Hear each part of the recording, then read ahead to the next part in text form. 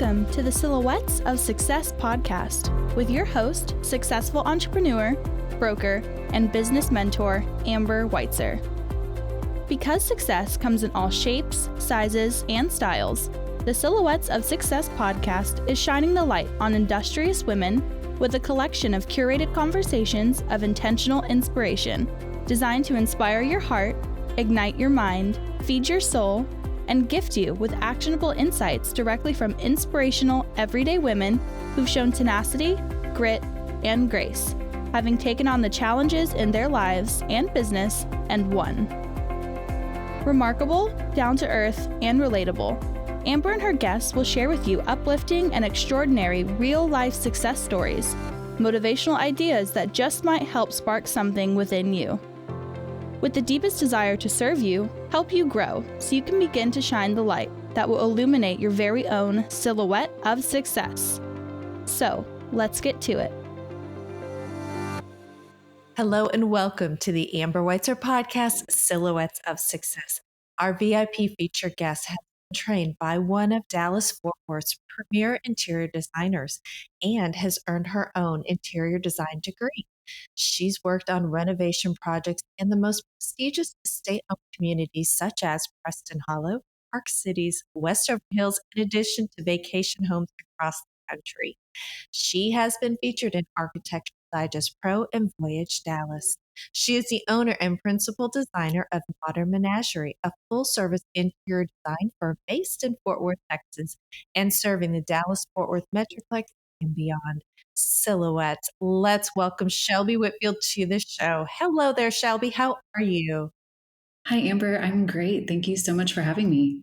Well, thank you. It's wonderful visiting with you today as you share your Silhouette of Success story with us. So thanks once again. Sure. All right, Shelby, to help illustrate the shaping of your Silhouette of Success, let's begin by having you share a little bit more about your background with the audience. Absolutely. So I grew up in Fort Worth, and I always joke that I always come back. I've moved all over the place, ended up in Berlin for a little while, but Fort Worth is home. So I've taken inspiration from all the places I've lived in the Southwest, East Coast, obviously in Europe. But I think that kind of fostered a connection to architecture and design really early. So I ended up going to school for design, earned a bachelor's degree in interiors, and have kind of fallen up in this industry. I've been grateful to have some really fantastic mentors locally, Fort Worth and Dallas, architects, designers, who have really trained me to kind of continue that eye that I developed as a kid. So I'm really grateful for that experience and for the work that I get to do now. That's very cool hearing about the diversity of maybe your travels and your, was that in your upbringing or was that more of your adult self that you were able to move around? The moving was as a kid. So I lived overseas, coming back to the US when I was 13, but have still gotten to travel around. And I think that's a huge inspiration for me still. Hitting a creative block, I feel like travel is always a solution. So that's something I'm still excited to do. Awesome. And save that because we're going to break that down a little bit more, that creative block. So Okay. we're going to talk about that for best practices. So talking about something I guess that struck me, and sometimes I just go off script when I think we need to get it in the moment so I don't forget. So when we talk about, you shared your the different places that you visited, lived in, grew up in, traveled to.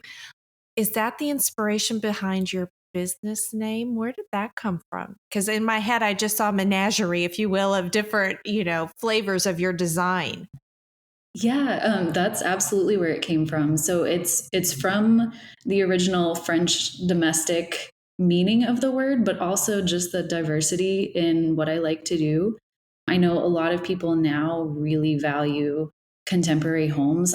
I like modern because I think that there's so much history and unique materials in the modern definition. And I think all of that is really pulled from classic architecture and materiality and those types of things. And so that definitely comes from being able to, look at colonial homes on the East Coast where I went to school, having a stucco home in the Southwest, and, seeing the different architecture all over Berlin throughout history. So yeah, I love letting my clients kind of set the tone for their projects. I think the unifier for me is just kind of that history of design. So that's why I always talk about classic inspirations with modern interpretation. And that's really what the name is about. Magical. So talk to us about a day in the life of, we all, as women, we look at each other and then we see what's going on in each other's world. And we sometimes think, how does she get it done? Or how did she get there? And what was the blueprint or roadmap? So let's start by the alarm clock goes off on a work or business day. What would that day look like for you? Are you more structured with the routine? Are you more spontaneous? Talk to us a little bit about that. Okay, so that's another thing that I feel like interior design is really well suited for people who may have more ADHD tendencies, because no day is the same. As much as I like structure, that's just not how it works for me. So some days I'm starting in the office and it's, computer focused work, drafting, emails, typical, but sometimes it's running out the door for a site visit or a meeting with an architect or meeting with a new client and walking through their home and just learning about their needs and goals for their project. So I think that's what makes what I do really fun, is just every day is different and a little bit unpredictable. Very cool. Let's go back for a second and touch on that. Um, Traveling to unblock the creative barrier. So, as a creative, how do you get unstuck when you need motivation to, like you talked about, work on a project, or whether it's between a business goal or just this big dream you have going on? What helps you break through that seemingly barrier or hurdle? Mhm. It really is a lot of movement. Like, I feel like I need to get up and walk around, and be around things, objects. So if that, sometimes that may just be walking through a showroom and letting a fabric stand out and speak to me. And sometimes it might be I just need a weekend trip where I'm not actively thinking about projects. But you always end up thinking about projects and your clients. But I think making that choice to step away, get outside, do something maybe physical, have some good food, whatever it is, and just kind of let that inspiration come rather than trying to force your way through a block. I love all your examples. I like the way you think. Yeah, some good food, some beautiful fabric, movement. That's so cool. As an independent business owner, where do you find support? That is a great question. So, what's been really interesting is how that seems to have transitioned to a lot of online support. I have a lot of local support too, with great, architects I've worked with in the past, other designers who are very collaborative.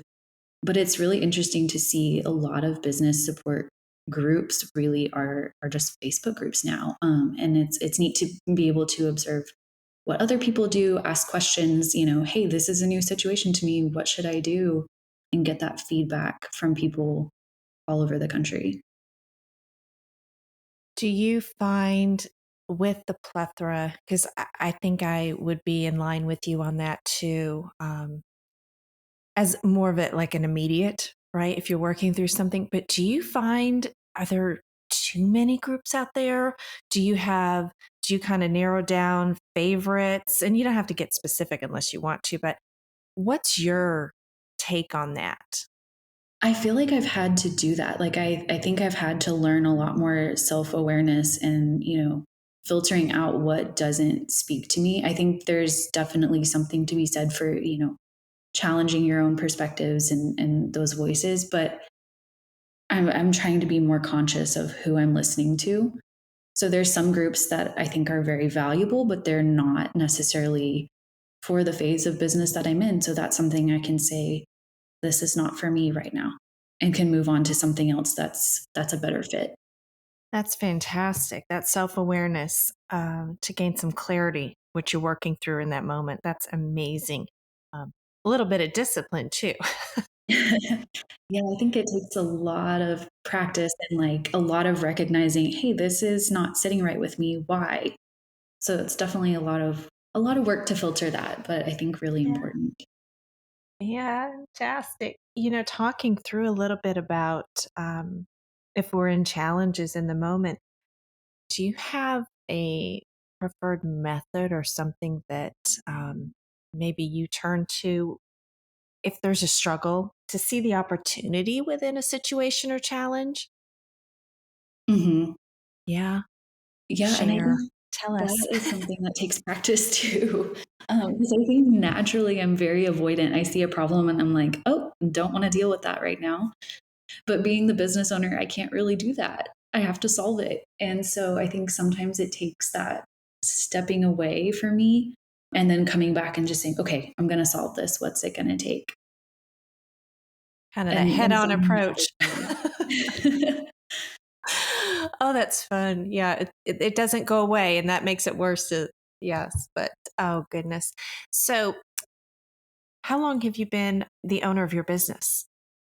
What's So I started my business almost exactly 3 years ago. I started in 2019 in the fall. And so that was right before COVID hit, which was not a great time to start an interior design business. So I kind of took that as an opportunity to move really slow, to figure out what I wanted my own business practices to look like.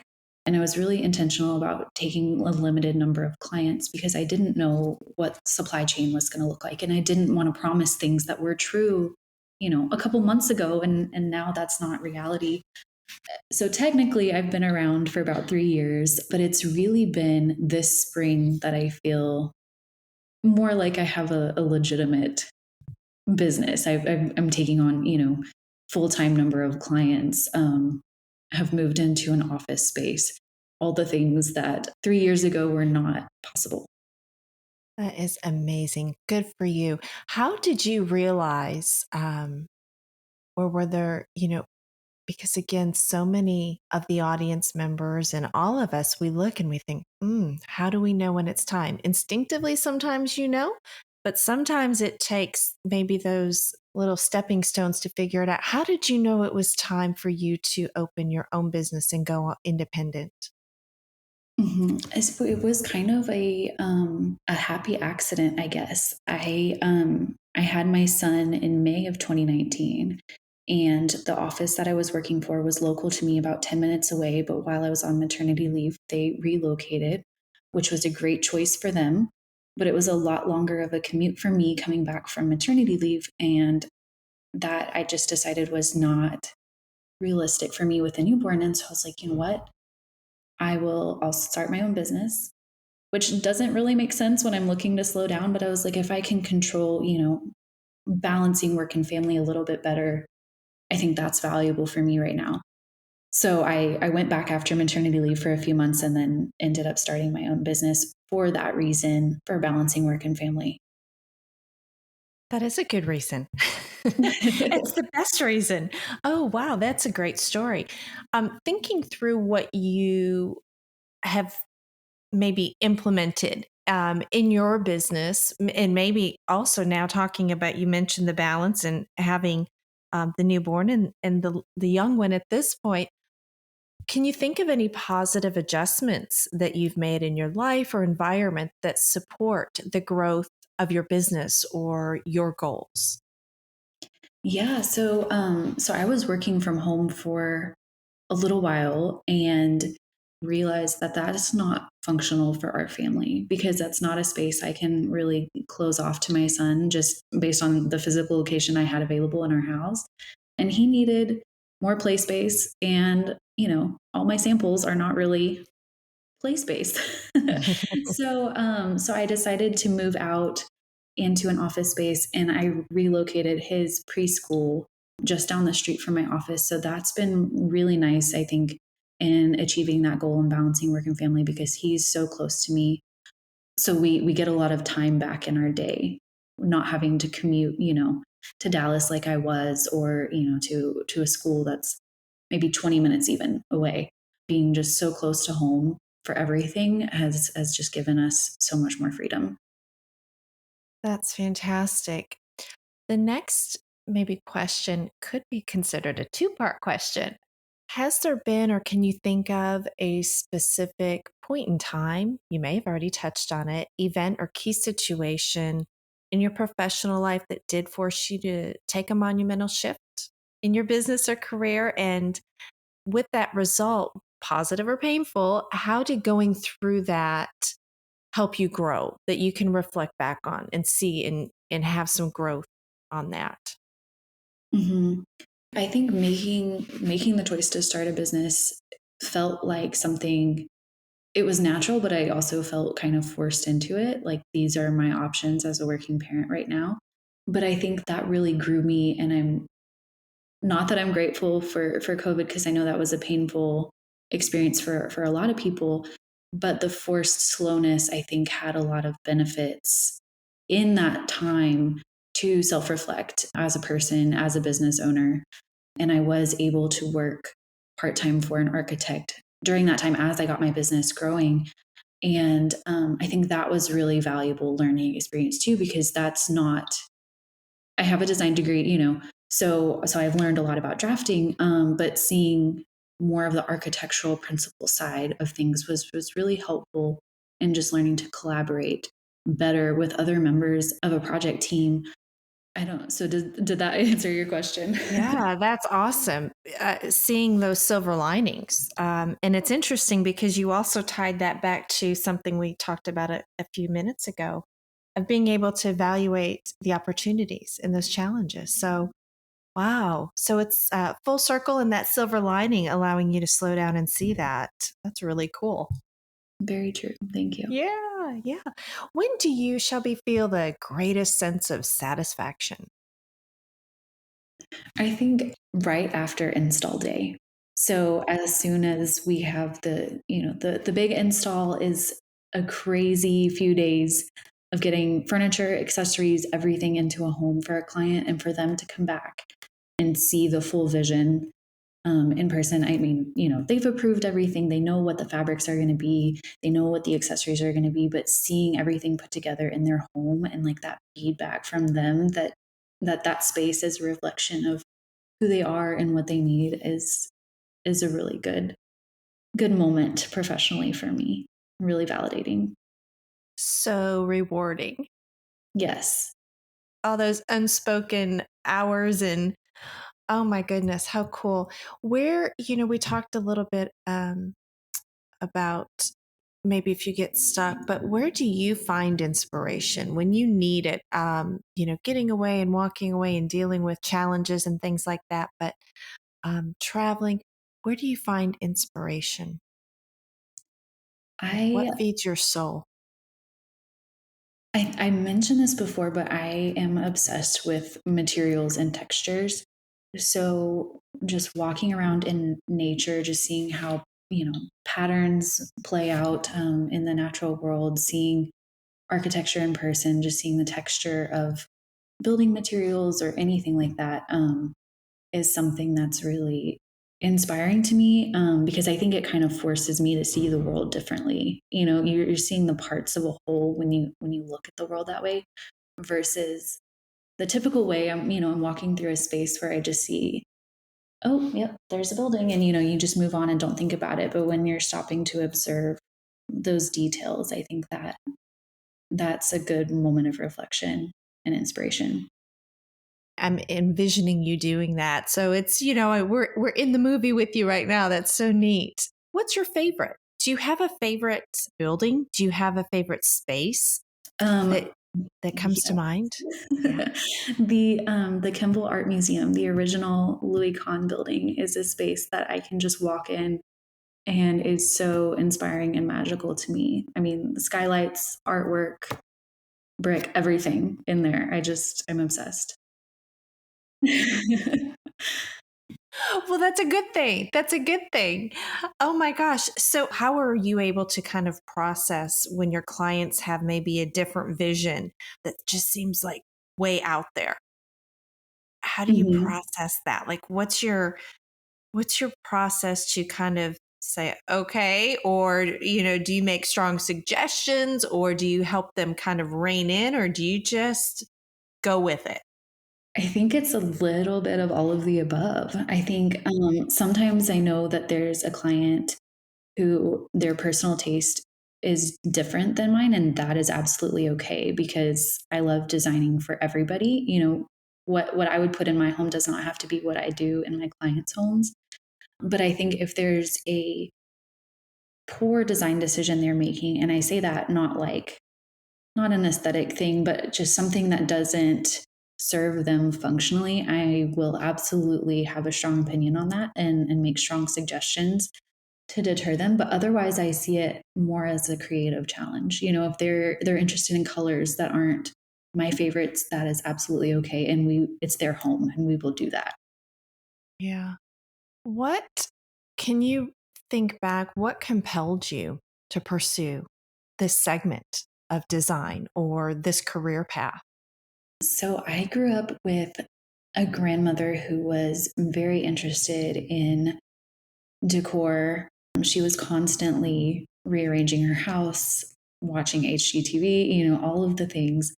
And so I would just watch her growing up. And once I realized that this was a career, I was like, oh, that sounds like a good career for a creative and logical person because I don't have to the walls already exist. I don't have to, like a graphic designer needs to come up with something from scratch. I can't do that. Mhm. But I like that there are project constraints and I can work within those. So watching her and realizing that this is something that people do professionally, I decided pretty early on that that's what I wanted to do. That's really neat. That's a neat story. Um, is she still here? Is she still with She us? is, yes. Yeah. Oh, Yeah. cool. That's so cool. So she gets to watch you grow and create your own business. I mean, that's pretty amazing. And it started with her, right? As inspiration, if you will. Yes, exactly. Yeah. And she Yeah. still gets to text me for a second opinion on her decor projects. Oh, that's awesome. Oh, that's priceless. It really is. Oh my gosh. Okay, Shelby, we're going to take a quick break to hear from this episode's sponsor. We'll be right back. Is it time to sell your home? Build that dream home? Right size? Or are you ready to invest in real estate? Couture Real Estate Firm is a local female-owned independent brokerage laser-focused on services exclusively tailored to our clients' real estate goals. With our forward-thinking business model, we have a fully mobile, luxury real estate concept allowing convenience, flexibility, efficiency for our clients in style. Amber Weitzer, broker-owner of Couture Real Estate Firm, has over 20 years in the real estate industry and is a second-generation broker. She provides straightforward business practices, integrity, and intelligence with a commitment to a high-touch, consistent customer service experience. We take great pride in our reputation as a strong, referral-based brokerage. Discretion, tenacity, respect, and proactive business practices have earned Couture Real Estate Firm a loyal, repeat client business with a trusted global partner network. We strive for ultimate client satisfaction with successful results, doing it with class, consciousness, and a little avant-garde. In addition to serving our clients and vendor partners, we are extremely honored to be actively engaged in supporting the communities we serve by promoting small businesses, schools, and nonprofits. Real estate is direct sales business at its core, and we are highly trained sales professionals with the Mike Ferry organization, adding dimension to the industry. Passionate about customer service, dedicated to client satisfaction, and driven to achieve successful results for our clients. Call Couture Real Estate Firm today at 817-233-7239 to discuss your real estate goals.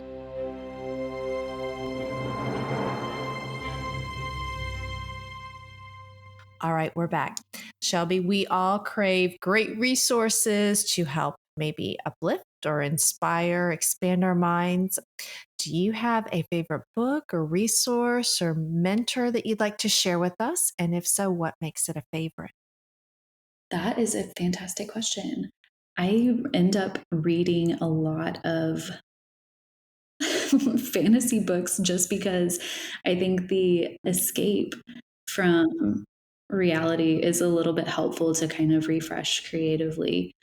So that's where I'm at right now. I'm trying to think of a better mentor. I just finished reading a book from Jessica Pan about an introvert's year of living like an extrovert. And I would say that is a fantastic resource also for some ideas on how to live true to yourself and still get out there and do things that you don't want to miss out on. Well, so the answer is really good because it's authentic and it's you. And I love that because it goes in line with needing to separate so you can recharge and, be your best for your clients and your family. So that's amazing. And then Jessica Pan, is it 1 N or 2? Do you know? We'll look it up. I think it's one. I'll look it up because I had a great conversation the other day with a friend who's an introvert, and I thought, so that's so perfect timing. So see, it's perfect. That's all good. Oh my goodness. Okay, milady. So I'm watching the clock, and I want to respect your schedule. We talk about intentional inspiration. Do you happen to have a piece of key go-to advice that you would like to share with the audience? Maybe it's something someone has shared with you in the past that has stuck with you and resonated. Maybe it's like a favorite quote or something you have in your workspace. Do you have anything you'd want to pass on to the audience? Sure. Yeah, I think one of my favorite reminders, and I know a lot of people have said it, so I can't give a better attribution, but comparison is the thief of joy. And that is something I try to remember a lot because especially when I was first starting my career, I would compare myself to people who have, 20, 30 years of experience. And I'm like, why don't I know that? Why can't I do that? And it's just not fair to compare yourself to other people and their skills. We all have, our own journey, our own knowledge, our own talents. And I think it's way healthier to be able to let that comparison go. That is so refreshing. Oh, such a great reminder. Such a great reminder. Oh my goodness. Thank you for that. Well, Okay, milady. Yeah, I know. Yes, right. So we just hit replay on that. That's one that you do. We should have posted. All of us should have that posted. It's a great reflection. So sharing the stage, it is all about you. Where can our audience go to find and connect with you on your socials or website to support you in your continued success? Well, thank you. You can find me at modernmenagerie.com, and Instagram is the social media I use the most, and that is at Modern Menagerie Interiors. Excellent. And we will make sure we've got those links in the resource section of the show notes, along with your favorites or your recommendation. We'll have to look that book up because, again, that sounds pretty cool. So, all right, milady. Shelby, it has been wonderful visiting with you today and hearing your Silhouette of Success story.